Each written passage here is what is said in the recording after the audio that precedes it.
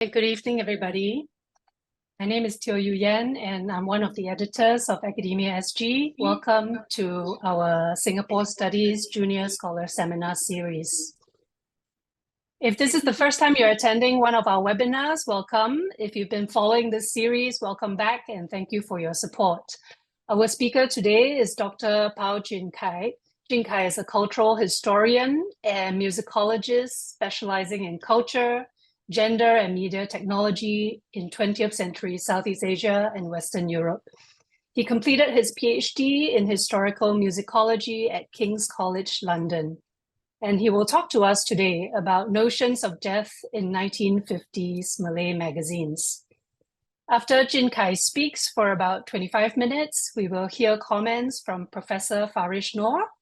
Professor Farish is Professor of Politics and Political Science at the Universitas Islam Internasional Indonesia.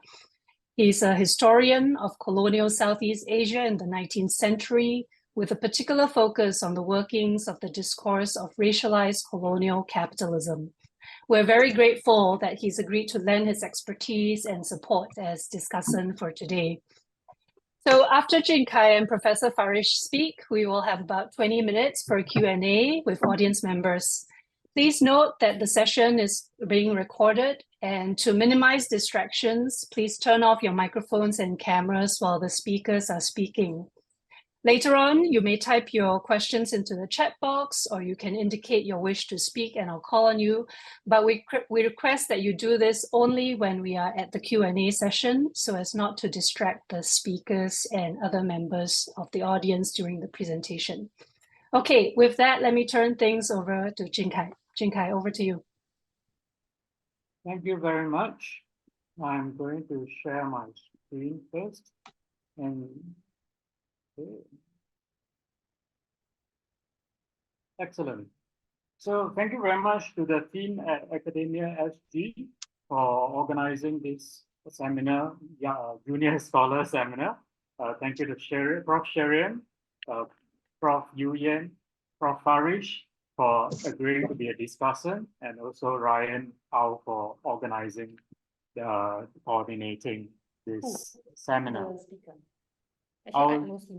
The title of my seminar this evening today is Life and Death in Malay Magazines of the 1950s. So a little background, I'm working on various episodes of dealing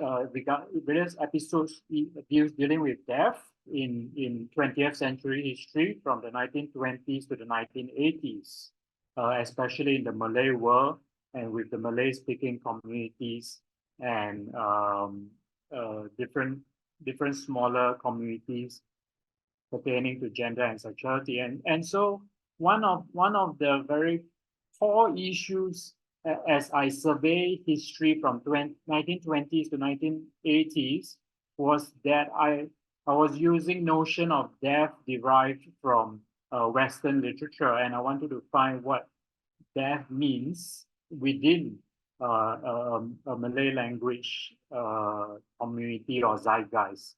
So I chanced upon this magazine in the 1950s, and there's a few articles that discuss death, the issue of death. So ideas of death are varied and derived from across different notions, many of which contrast against one another. The Christians believe in an afterlife in heaven, while the Buddhists live a devout life in hope of better reincarnation. Such exegesis, however, do not remain fixed throughout the 20th century. Different denominations adhere to varying versions of death and its philosophy, depending on the historical and geopolitical context. So the Islamic readings into death are also distinct and multifarious. Some adhere closely to the Quran or Hadiths, while others are more situated within everyday social life. So in this presentation, I explore the circulation of knowledge about death and its necrology in Malay print publications of the 1950s. Most of the early articles were grounded on Islamic interpretations of life and deed. I aim to sketch out a cultural consciousness of death and dying as disseminated by the magazine Qalam, one of the magazines in the local Southeast Asian Malay reading community. The author of a certain article, for example, has adopted a teleological approach to apprehending death under the Islamic exegesis. So the modus operandi of vital actions and behavior appears to be consequential or transactional for the grace of Allah. Okay, so I will play a video.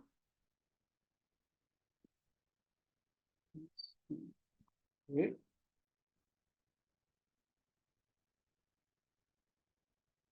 To illustrate, I'll play a video to illustrate how death is portrayed in cinema in the 1961. All right, so remember we are talking about magazines and literature in 1950s, and then how this particular clip from P. Ramlee, a film with P. Ramlee, shows us a representation of death. Oh, rupanya engkau kepala penyamunnya. Engkau menyamar sebagai saudagar. Kalau engkau berani, engkau bangunlah lawan sama aku sekarang. Patikan diri pula.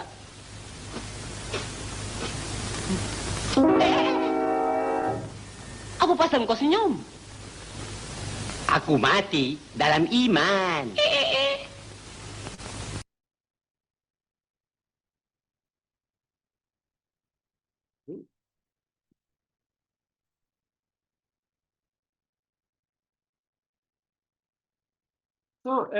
So we see that at the end of this film from 1961, the film entitled Ali Baba Bujan Lapuk, the leader of the thieves is being murdered. When the merchant flipped the corpse over, he was discovered to be smiling. So in a comedic rejoinder, the character played by P. Ramlee returned to life and announced, Aku mati dalam iman. So that is, I die in faith. So although the scene was portrayed as a comedic moment, the utterance was made in all seriousness, that the deed of dying is accompanied by a proclamation of religious faith, signals a certain life philosophy of the times. Okay, we are in the 1950s, right? The articulation becomes a declamation to the witnesses, as well as the film audiences, that the death of the evildoer is still one of a devotee, a believer in Allah. Now, as for the explanation of the smile, we'll find out later at the end of my presentation. So, death is a peculiar stage in life or afterlife with which many religions tend to be concerned. Most religions do not discuss, for example, how many hours one ought to sleep or how often to take a shower. Death, however, is an enigma that has confounded the religious and scientific communities for a very long time. Commemorating the date is one occasion demarcated by Halloween for the Americans, Días de los Muertos for the Mexicans, and Qingming Festival for the Chinese. Both Abrahamic and Buddhist religions preach eschatological doctrines. So, while much has been written on the social-political domains, the ethno-historical approach to studying attitudes towards death remain meager. We know that death has been symbolized in African and European artifacts since prehistorical times. Egyptian tomb complexes and Roman burial grounds within and around the churches provide indication to how individuals and communities deal with and live with the dead. Necrologies are carved in stones and then printed on paper. Some announcements of the dead are marked through dramatic wailing and burning rituals. Right, many of us will read about all this in sociology and anthropology.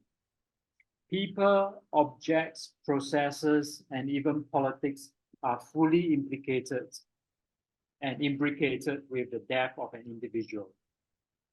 Necropolitics, a concept coined by the political scientist Achille Mbembe, is one such intervention into contemporary death studies. In the field of Singapore studies, the study of death and rites of death has mostly focused on Chinese rituals and beliefs. The prevailing topics that interest academics today remain those of and relating to interacting with spirits, ghosts, and gods. Attitudes towards death have mostly resided within the field of universal theology or eschatology. So what I'm interested in this presentation are the micro-narratives circulating among the creative and mass media in the Malay language. I'll look at films and songs and newspapers that represent and intersect death and desire. Qalam was one of the several publications active in Malaya during the 1950s. Apart from Bintang Timur and Utusan Melayu, Qalam was one of the more radical papers in the British and Dutch East Indies. The magazine, released by a press of its namesake, was edited by Syed Abdullah bin Abdul Hamid Al Edrus, or with the alias Ahmad Lutfi, born 1911, passed away 1969. He often penned his own articles under different nom de plume. Many of the articles concern current affairs, cultural and literary matters within Malaya and Indonesia. Some prominent coverage of events included the Maria Hertogh affair, the Baling talks in Malaysia, Thailand, and Konfrontasi, as well as the decolonization of Indonesia, Malaysia, and Singapore throughout its run. So I'm going to analyze one of the articles. For those who read Jawi, there is the word mati, or to die, in the magazine Qalam.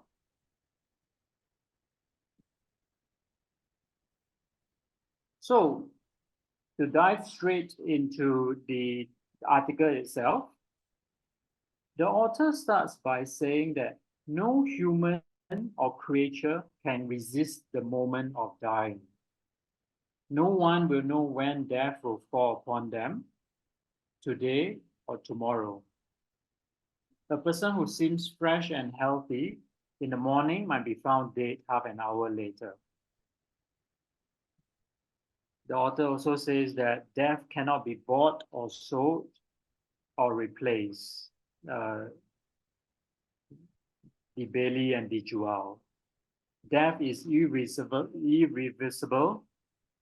and cannot be demanded for. A person must face death, especially for a person who believes in Allah. He would believe that with his death, his journey in this world will come to an end. The author claims that a dead person will meet Allah later and be appraised on the things they had done in his lifetime. The second quote on the page: if he does good with a pure heart, they'll be rewarded. If acts of criminality were committed, they'll be punished with painful sentences and real torture. The author goes on to say that life is temporary, but one has to find resources to become prosperous at the end. If one has accumulated wealth during one's lifetime, there will be questioned whether the wealth has been used for religious purposes, such as offerings for sacrifices and jihad. The author then questioned if the readers have fulfilled their obligations and responsibilities to the things that have been entrusted to them, and if so required, sacrifice their lives to defend their religion. and death, the author reiterates that death is inevitable and imminent. Upon being separated, the author goes on to say that upon being separated from the womb of one's mother, that there was not a piece of cloth, but only 4 limbs. A newborn will live as human beings and will die at any moment. And the second quote on the page, but when one has wealth, glory, or fame, they will be afraid of death. They will be keen to live forever if they can exchange their life with wealth and glory. Death cannot be determined whether one dies on the bed by a hanging rope, bullet point, or falling from the plane. Death cannot be determined. But for the believers who know that death must come to him inevitably, no matter what time, he is not afraid of death, that death becomes his lover and fiancé. So I like this passage very much because it's rather poetic. In the last sentence in the Malay text. Oh yeah. So it is with the hope that his death is a death that defends and seeks the satisfaction of Allah. Okay, and the last paragraph goes that therefore we should ask ourselves whether we are pleased that our death is like a corpse that is not valuable and even condemned by society, or is our death pleasing to Allah in our lifetime? We seek his pleasure by sacrificing our wealth, energy, and soul to the path of Allah without fear of death, without fear of threats, and without fear of slander. And we even dare to uphold the truth and uphold the rights of Allah sincerely without seeking name and grandeur. So the author asks us to choose the master between the 2 deaths, to die as a corpse or as a person who receives pleasure. It is Allah who fulfills his jihad. So there was a transliteration of the text, a 1-page text, and now I'll provide an interpretation. So from the short text, we can decode some of the underlying social and doctrinal thought processes that the author is attempting to inculcate in the readers.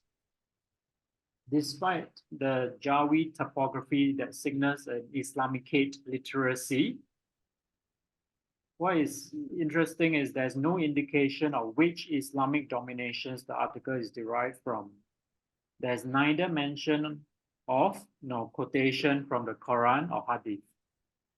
There's also an assumption that the reader is of the upper class, given the discussion of wealth, guns, and planes.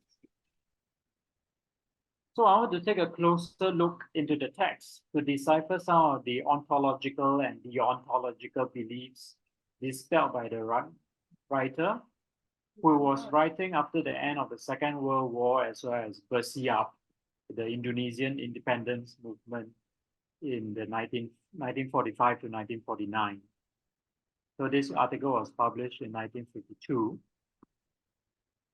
So given the gravity of these political events that killed countless innocent Muslims and non-Muslims, the local philosophy of death must have been influenced by the stark reality of recent history.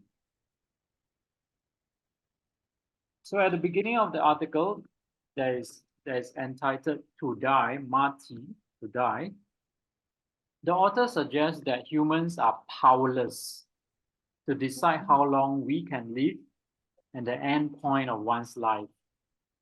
So the unpredictability when death will fall upon us is set in terms of the day, today or tomorrow, as well as the time, in the morning or afternoon. So this means that not only do humans not have the will to resist death, We also lack the very faculty of deciding its onset. We do not know when. We cannot bring forward or postpone the arrival of death. The factor of time is the first category against which humans tend to contest the phenomenon of death. The second factor proposed by the author is the inability to substitute death in place of money. Right? He says that death cannot be bought, sold, or replaced. For money to come into the picture right at the beginning of the article shows its currency among the Qalam readership community, where buying and selling are part of the colonial capitalist economy. In this particular sense, death becomes an exceptional thing that is extra-capitalist and even extra-colonial. It is, however, only in the subsequent paragraph where the writer claims his imagined subject to be a person who believes in Allah, the very top sentence on the screen right now. Right? His imagined reader is a person who believes in Allah. So here lies the crux of the article. That is, a believer will have the deeds and acts performed during one's lifetime appraised by Allah at and after the event of death. A believer will have the deeds and acts performed during one's lifetime appraised by Allah at and after the event of death. If you look at the quote in a second quote on the page, rewards and punishments are handed out according to the good and evil deeds and acts. To read along the grain, death and its aftermath make or cause believers to do things and take action. Right? Death makes and causes believers to do things and take action. Whether one's motivation is to be rewarded or not to be punished, death becomes the impetus for living and doing. So when the writer states that life is temporary, the underlying inference is that death is permanent. It is irreversible and imminent. So therefore, one ought to gather resources and wealth not solely for oneself while alive, but to employ them for religious intent and purposes after death. The avenues for vital devotions, according to the writer, include sacrifices, obligations, and responsibilities. So already at this point, midway, we know that there are different ways of living a sacred life in preparation for death that have been offered to the reader. Now, the next paragraph deals specifically with the fear of death, fear of dying, especially for Muslims who have accumulated wealth, glory, or fame. The fear is stemmed from the loss of two things, which are namely money and life, right? So from the text, we learn that life is given from the birth of a mother's womb, while the loss of life could be due to different reasons. This particular understanding is interesting because it omits the agency of Allah in determining the life and death of a devotee. Okay? The writer insists repeatedly on the inevitably of death, but eschews any suggestion regarding the instigator or provision of death. Okay, so the author doesn't tell us what causes death or what are the circumstances leading, who, what, how are the circumstances leading towards death. It's very interesting. So death herein appears to only be an arbitrator between the individual as a single entity and the individual as a believer. Right? This single point of differentiation may seem apparent from the theological viewpoint, but a mediation of death as a personal pursuit beyond good and evil appears to be novel from a social perspective. right? So is an individual as a singular entity or an individual as a believer. That is where death comes in. Social scientists from Emil Durkheim and Hans Joas have claimed that religion and its institutions as communal phenomenon. Now, this historical artifact examined herein, however, disputes the ontological position. One's relation with death, including the transactional values of the acts and the deeds done during one's lifetime, remains under one's own purview. So correspondingly, the basis on which one's fear or love of death is grounded can be considered as alluding to an automatic philosophy, right? Or what sociologist Karl Mannheim calls style of thought, right?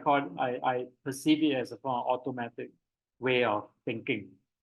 So in other words, a believer's personal attitude towards death is very much dependent on self-interest and not influenced by public opinion.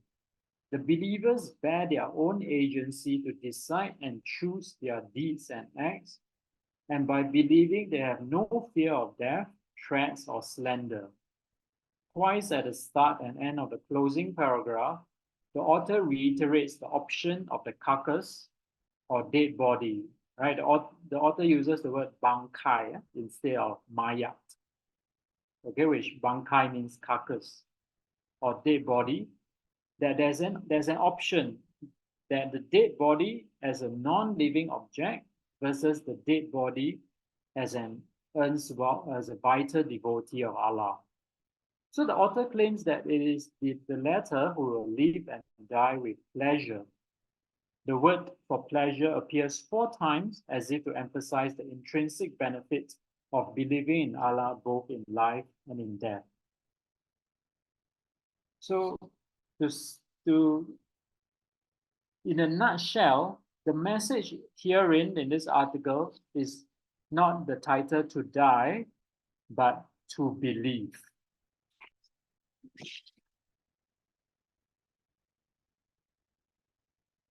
Okay, so I'm going to spend a minute to play a piece of music as a form of conclusion. Let's see. Cool.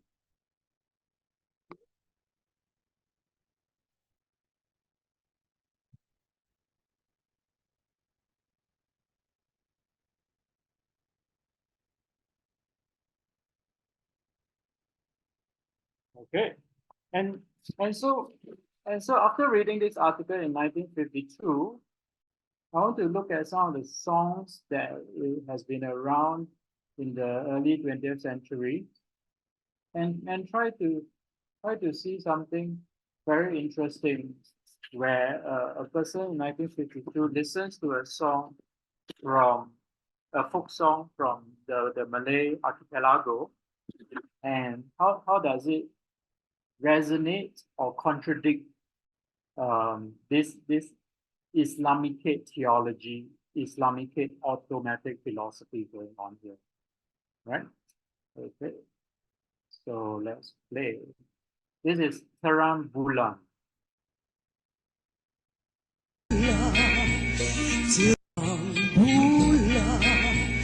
Terang bulan di pinggir kali, buaya timbul disangkalah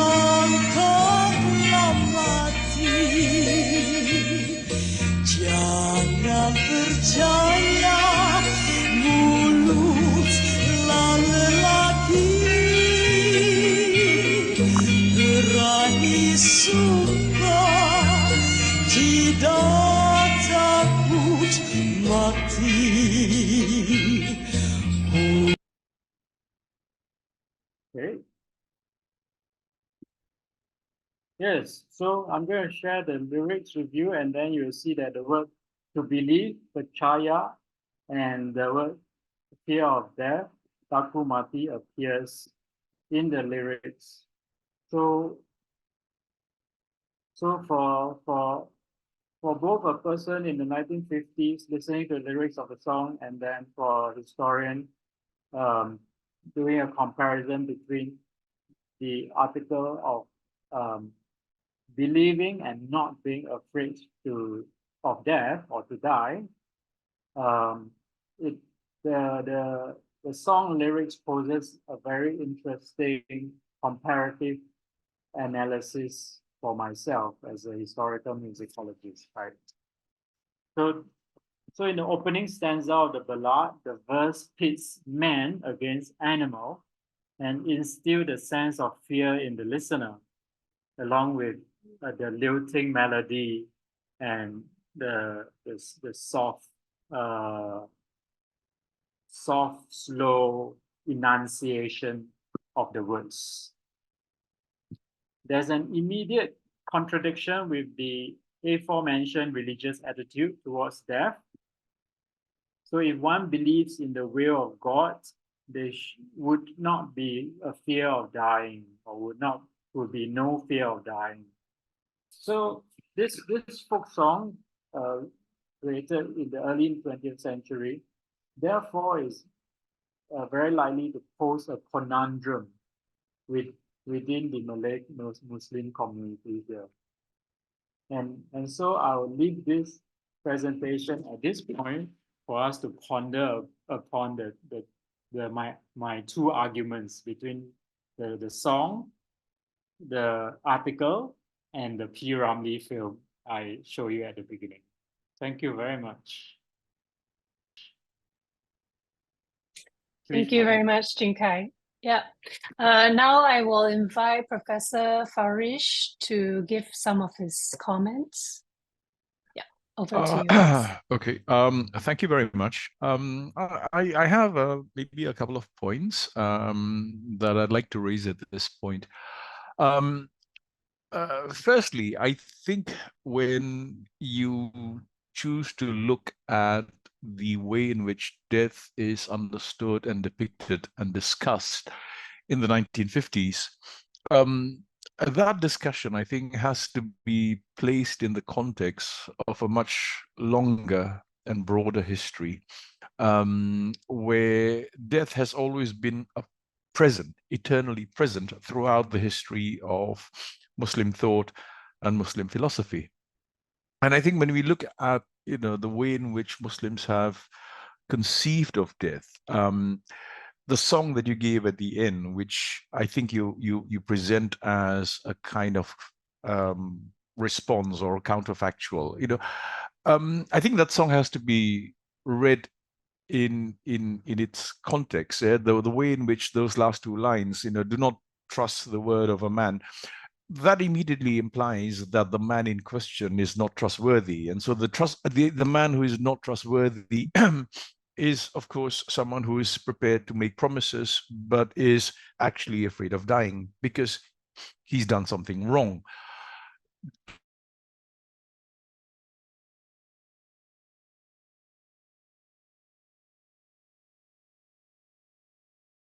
Death in the history of Islam, in fact, there's a long tradition of Muslim mystics and philosophers who have always embraced death as, the rightful and correct culmination of a very temporary life here on earth.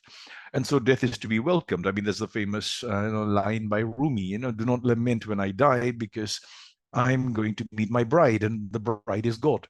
There is this love among the faithful, for whom life in this world is, not something to be cherished or valued in the first place, because the immediate present life in the material world of objects is fundamentally a lie. Yeah, and I can think of a line by Sheikh Hassan al-Basri, for example. Everywhere men run after the world, but they forget that the world is God's punishment to Adam. And so there's this long tradition in Islam where everything about the world is already seen as corrupting, as poor, both in the material sense and in the moral sense, and also in the spiritual sense. And there's nothing to look forward to. there's no need to cling on to the world. And those who cling on to the world, those who chase after the world, are therefore misguided. And that takes you away from the kernel of Islamic thought and belief. There is also a long tradition in Islamic philosophy of what is called, death in life, mauti fil hayati. And this can be read in two ways. One, death in life can be understood as, the wrong way of living, i.e. to live for the world, which is not living. It's death. I mean, bottom line is it's the rat race. You run after your career, you run after property, you run after riches and what have you. And all of this is transient, and therefore it has no value in the sort of longer eternal sense. And that's not a life. And this is not a novel idea. People talk about this in corporate culture. The rat race is not a life. Nobody wants to live that way. Nobody should want to live that way because it doesn't bring you happiness. But then there's also another way of reading mauti fil hayati, to die in life, which is to be dead to the world. And there have been many traditions within Islam, within the Muslim world, where you have Muslims who have consciously cut off. And again, this is not a novel phenomenon that is somehow unique to Islam. Yeah, today it's a very common phenomenon among millennials who have basically cut off from the world. Who've decided not to pursue a career. I'd rather be a barista than waste my time working for some corporate bank and getting heart disease and a heart attack by the time I'm 40. So to switch off, you have traditions like the Tabligh Jamaat, who are people, many of whom once had careers, were part of the rat race, who have decided that actually it's not worth it, and I don't want that. And that's a different way of reading mauti fil hayati, to be dead to the world. It's like me walking up and down Orchard Road without having any desire to buy a single thing, and that is incredibly liberating and powerful. Because it's actually empowering when you realize that I don't need things, I don't want things, and I can actually, coast through life without being attached to it. And so, like I said, there's a long tradition of this, which goes back to the history of Islamic mysticism, with very strong parallels to Christian mysticism as well. You get exactly the same ideas in the writings of people like for instance, the work "The Imitation of Christ" by Thomas à Kempis. Yeah, the fundamental question: did Christ own anything? And the answer is no. Yeah, because Christ did not own the world, did not want the world. So not wanting the world and being happy to just coast through life, to experience life as a lesson that can be learned and as a place where you can enact your moral being as a moral human being, that becomes the whole end goal of being on this planet, temporarily, for however long we may live. And I think there's a long tradition of that. So when you talk about, this debate, and you mentioned that it's not particularly, explicit, it doesn't have any denominational, affiliation, at least not overtly.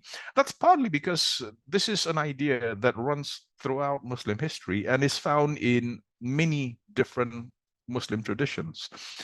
And again, I don't want to over-particularize Islam here, because I think we see parallel traditions in Buddhism and Christianity as well. So that's my first observation. The second thing that I'd like to raise, and perhaps this is a question for you. I know, of course, you're focusing on one particular article, but there's something very interesting about Islam, and this is where Islam is particular. It is different from other religions. We place Islam in the context of the broader, longer, older Abrahamic tradition, from Judaism to Christianity to Islam. We can also place Islam in the landscape of world religions, compare it to Hinduism and Buddhism. But one thing that seems, at least, to be somehow specific to Islam, is that there has never emerged a political economy of death. Yeah, in all religious belief systems, we now see the emergence of a political economy around the life cycle rituals of their adherents. I mean, marriage, for example, has become a business. We all know this, right? So marriage has become business for Christians, for Hindus, for Buddhists, for Muslims. There's a whole marriage industry. There's a birth industry now, with people cashing in on this. There has never been a political economy of death in Islam. And that is because, unlike many other religions, in Islam, death is a very practical, pragmatic, sort of literally end of life moment. It is the full stop to your life story. And so there are no wakes, for example. Yeah, you don't have long funerals. Muslim funerals are very fast. They're immediate. It's not uncommon for someone to be buried on the day that they die. You die in the morning. You're buried by the afternoon. The economy of effort that we see when it comes to death in Muslim society does present us with something that is genuinely interesting. And I know you've not touched on it because you were focusing on this particular article, but I think it is an important point to highlight and perhaps to perhaps delve into in greater detail later on, because while you talk about the politics of death, the economics of death is also something. Yeah, I mean, if you look at the developed Western world, in America, in North America, in Western Europe, in many parts of the world, there's a whole economy around death. You have funeral houses, you have funeral parlors, you have people who make up the corpse, and the corpse is presented, and there are all these rituals which can go on for days and weeks and even months. You do not have that. We've never had that in Islam, simply because it is one equalizing factor among all Muslims, whether you're, rich or poor, king or beggar. When you die, that's it. End of story. And now you're in the hands of God, and you're buried as fast as humanly possible. Now, that economy of effort around death does, I think, have implications on how Muslims perceive death, because that finality is driven home in a very explicit manner. Yeah, because if I die this morning, I'll be in the ground by afternoon. Within 3 or 4 hours or 6 hours, or at most 24 hours, I'll already be in the ground. That introduces, I think, a slightly different way of perceiving death. It's literally whatever you have done, settle it, because it's over. After this, you're not around anymore. And death, of course, is, as we know from, death is a concept of the living. It's we who are living who discuss death. So where does this place the individual believer when the point of death comes? And how do you deal with that? Now, that's not dealt with in the article that you talk about, but I do think it is an important thing to bring into your research if you're going to continue with this. And so with that, these are the only two things I wanted to raise. Thank you very much, Professor Farish, for those comments. I now would like to invite anyone in the audience who might have questions. You can either raise your hands or place your questions in the chat. But perhaps while we wait, Jun Kai, I wondered if you wanted to respond to these two comments really quickly that Professor Farish made.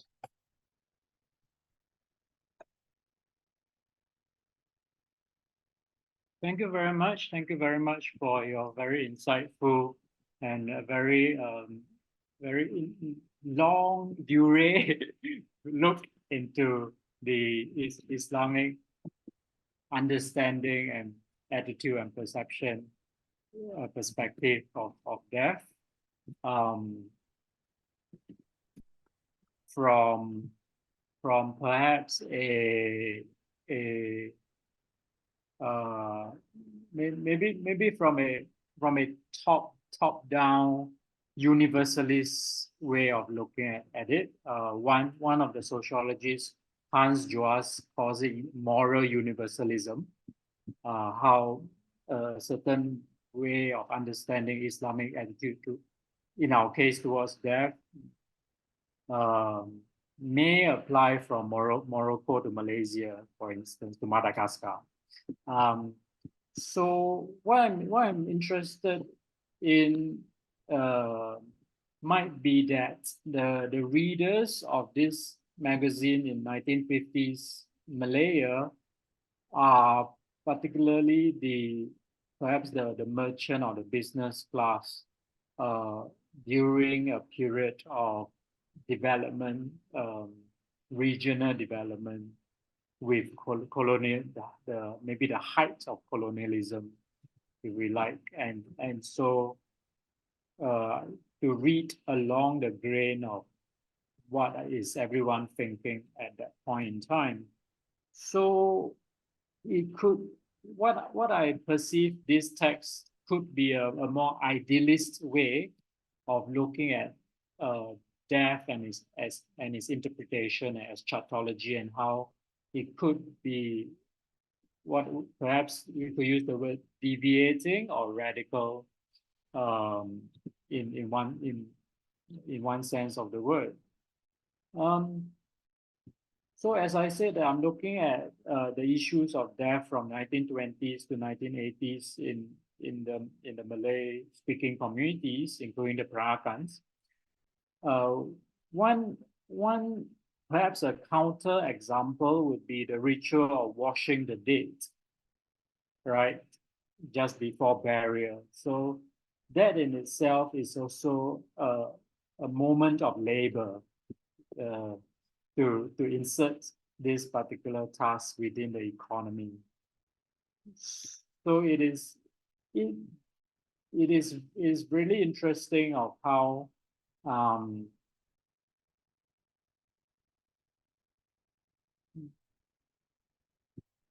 how do we perceive death as being aesthetic or dramatic, right?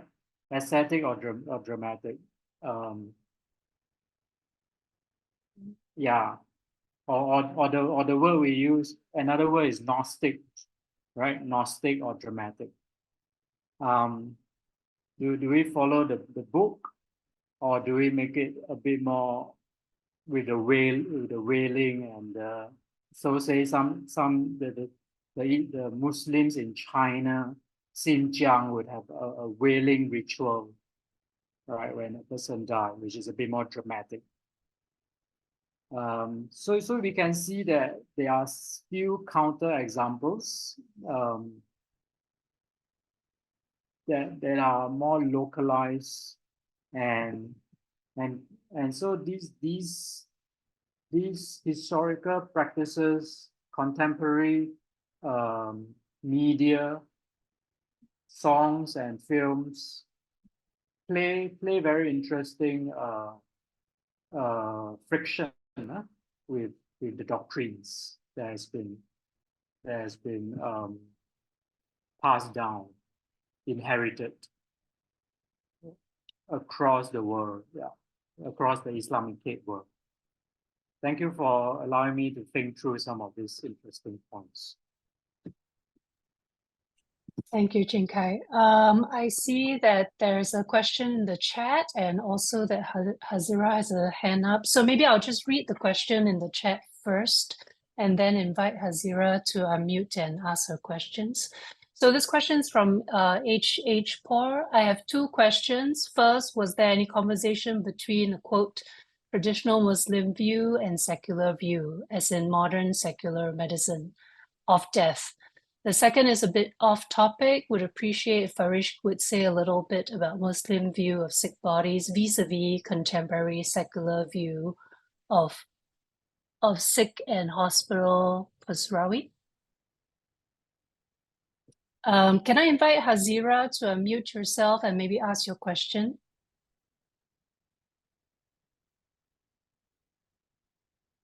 Hazira, you're muted.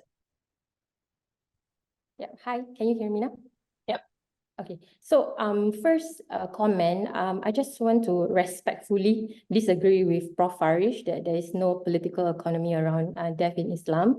I disagree because I think if we look at how tahlils, the prayers that are organized after the death is conducted, If we see the different dapur or the material culture surrounding death, how the graves are decorated, I don't know if the word to use is decorated, the nisan or the tombstone, there is a certain, I believe that we can discern a political economy around death despite the brevity of how fast a Muslim is buried. That's a short comment. My question for Jun Kai is actually two questions that are interrelated. So the first is like more of a methodological question because I'm not an ethnomusicologist, but I'm just wondering, why did you choose those three particular texts, the P. Ramlee, the excerpt from the P. Ramlee film, that one specific article from the Qalam magazine, and also the song Terang Bulan? Because I would argue that the audiences and contexts are very different. So did you do like a content discourse analysis of the text, or how does it tie into Mbebe's necropolitics, which you mentioned at the beginning of your talk? Thank you. Okay, Jun Kai. Yes, to Kim Hyung's question, or Dr. Po's question, the magazine, the contents of the magazine deals fairly with current affairs, and so I do not know if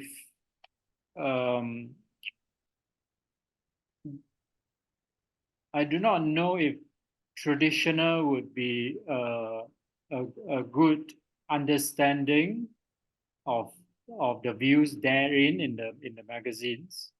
I would say it's current, and I think when you use the word secular, I think a Muslim reader and a Muslim writer would say that the views and the texts are thoroughly sacred. Yeah, so not to be very precise with the definitions of sacred and secular. If you know what I'm trying to say, that not a theological mosque church sacred nature, but a reader and writer of Islamic faith would say that they are performing reading and writing as sacred as possible, right? So that will be my response to you, where I would read along the grain instead of against the grain. So I would not say that it is a secular view of. First, I would not say a secular view. Second is I would not differentiate the secular from the sacred. Yeah, so this is maybe a Singaporean pragmatic response. Okay, thank you very much. Jun Kai, did you want to respond to the question about methodology that Hazira asked? Okay, so and then to follow up, so this particular presentation is an introduction to the larger chapter on P. Ramlee. So P. Ramlee, the interpretation of more P. Ramlee films and music comes later on. So that's where the context comes in.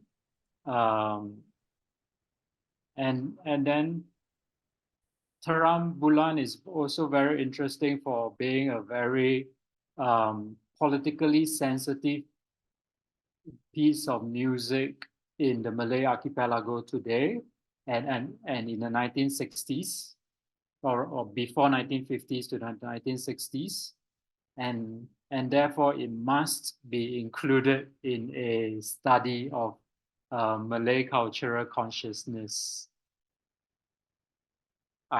That's what I think as a music scholar, right? A piece of the canon. Yeah, and likewise with many other classical Malay songs, right? As for the idea of necropolitics, it is grounded on the Foucauldian idea of biopolitics, and relying on case studies from Central Africa, Cameroon in particular, by Ashu and Membe.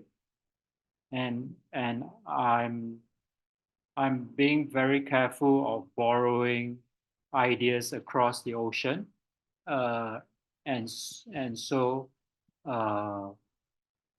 it is useful, and I think to communicate with scholars across the world, I think it's very useful to bring examples from the Malay world to other scholars looking at other parts of the world using the idea of necropolitics as a shorthand. Thank you. Okay, I'm conscious we only have a few minutes left, but I wonder if Farish would like to respond as well to the questions that are posed to you. Yeah, can I just reply to Jun Kai first?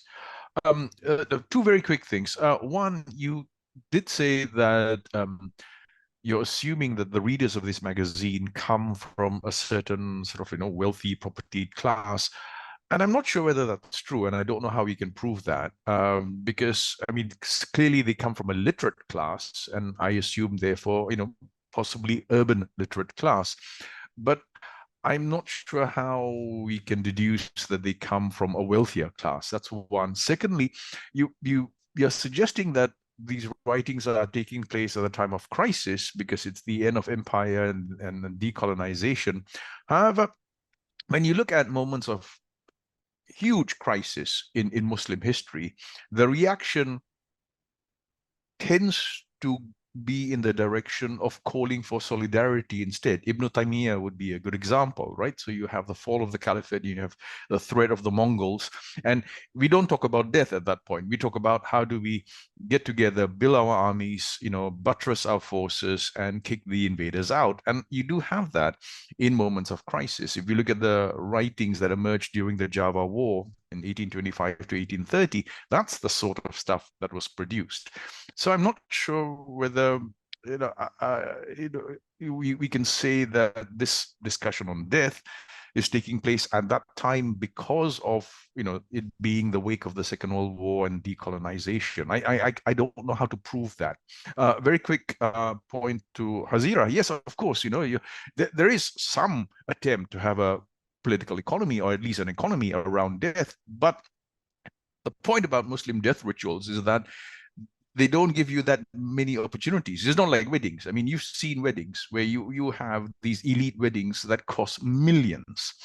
But the manner in which Muslim death is dealt with is, there are limitations. Even when Muslims are buried, they're buried immediately next to each other. So, you can't, you have these massive, enormous grave sites. A good example would be, the visuals you get from the death of the former spiritual leader of the Malaysian Islamic Party, Ning Aziz. Tens of thousands of people attended the funeral, and we have photos and videos of this. But in the end, he ends up in a tiny grave like everyone else.